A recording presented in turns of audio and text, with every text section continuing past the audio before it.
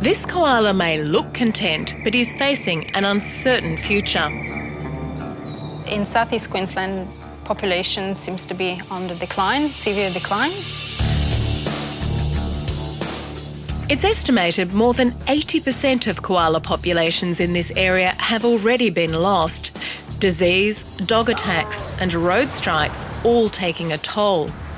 But the greatest threat is their vanishing habitat.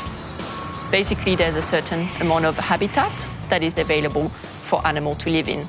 We often have to make a choice where to put a road or a new development. And so that's decreasing the habitat.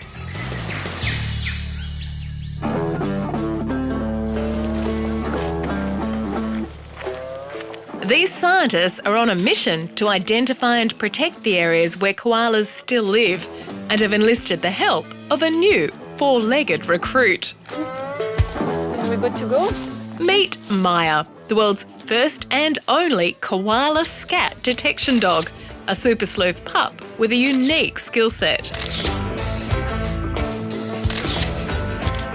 So Maya's job is to help us humans do a better job finding koala poo. Did she say koala poo? The great thing with dogs is they can smell what we can't see. Koala poo smells very much of eucalyptus, and so they can help us locate scats very easily.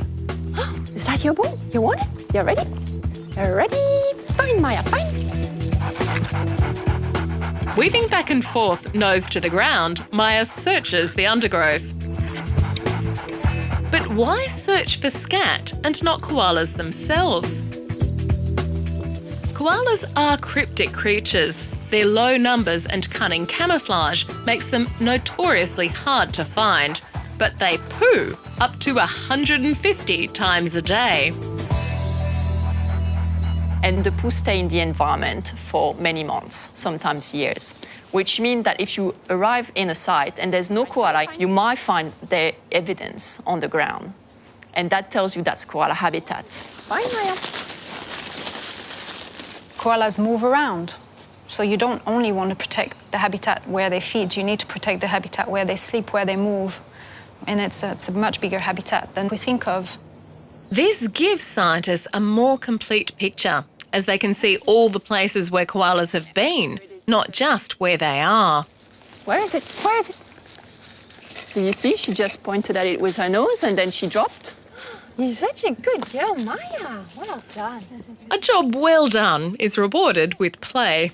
You're such a good girl, Maya. If you think about it, dogs don't go to work for a salary. They go to work because for them it's play.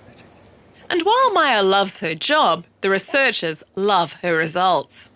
You can see how small they are and they're so easily obscured in the litter. So for a human to see that, it's really hard. Maya, Maya. Bye. You need a lot of stamina because you have to cover a lot of ground and look under each tree for scats. For Maya, that's not a problem. She is playing and she has high stamina, so she's 20 times faster at finding the scats. But most importantly for conservation, she's 150% more accurate. So that means that she's finding scats where humans are not. And for habitat protection, this is critical. When we tested her against a team of humans doing the same survey in the same area under the same trees, she actually found 30% more of the site with koala present. If you're missing 30% of their habitat, you have no chance of protecting it. That's actually a really big bias. It's actually frightening. Maya's accuracy and efficiency is giving scientists a powerful new tool for koala conservation. That should do us, eh? That should be fine. The scat can also tell the scientists about koalas themselves, and this sample will be taken back to the lab for analysis. Okay. You're such a good girl, Maya. Well done. But Maya's story wasn't always so bright. Before she was on the job saving koalas, Maya was just an hour away from death row. So we met Maya in a pound, and she was actually abandoned there. And because she was so obsessed by her tennis ball, she was deemed not rehomeable. So she was actually going to be put down. Thankfully for Maya, the qualities that make a less than perfect pet are exactly what the team were looking for. It was a win-win For her, she got a second family, and for us, we pretty much got the best detection dog we could wish for.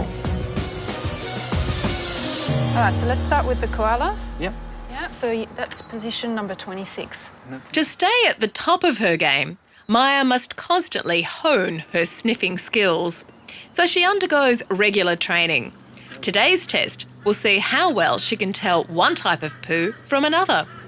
So it's very simple because we don't want to take her in the bush and for her to start indicating on possum poo or eastern grey poo.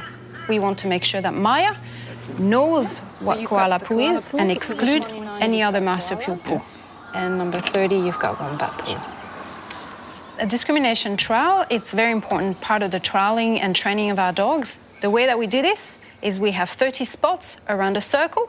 We use a computer to generate random numbers so that we will put different types of poos at different locations for each different trials. Ready? You ready? Changing up the position each time prevents this cluey canine from learning and remembering the location of the koala poo. They even put some empty containers to keep her on her toes. Maya, you want the ball, Maya? You ready? Fine, Maya, fine. The test also helps the researchers learn more about detection dogs. Basically, no method is perfect in science, so we always want to trial, test, and understand the limitation of the method we're using. We're not always 100%, and probably dogs aren't either. So we just want to really understand whether they have good days and bad days, and just make sure we integrate that in the result of the research.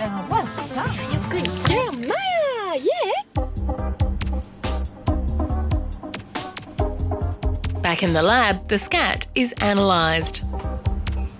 From the scats, you can find out a lot about the animal and you can tell a story. This is because when the poo passes through the koala's bowel, it actually collects little bits of DNA. You can extract genomic DNA and that tells us I can have a fingerprint about an individual, I can know its sex, if it's a female or a male.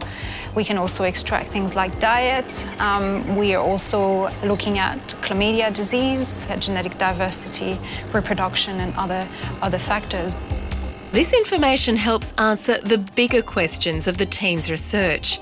Is there a link between human pressures, koala health and their population decline? And can we at a certain point find this threshold, this tipping point where suddenly the habitat in which they live is too urbanized, that it stresses them so much that then their immunity crashes and disease takes over? Maya is key to this. We can do what we do if we weren't using detection dogs.